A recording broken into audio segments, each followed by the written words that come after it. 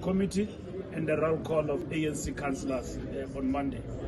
First, we need to understand that the manifestations that we're facing is that communities feel let down, and the concern about corruption feel we are unresponsive and more concerned about internal issues.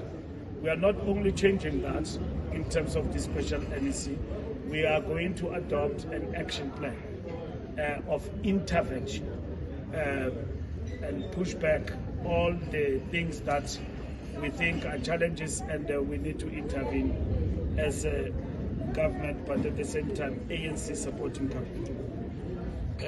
That will be done by effective communicating through our public representatives and so on, hence the roll call. The Special National Executive Committee will develop a shared understanding of the problem, which we all know.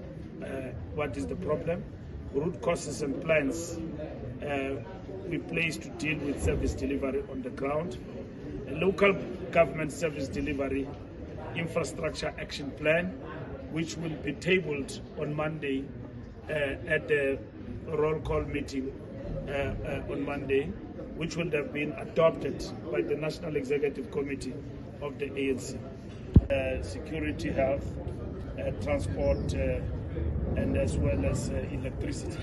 We have connected many South Africans and households to the grid, and you know the interventions we've made, and our government have led decisively in this.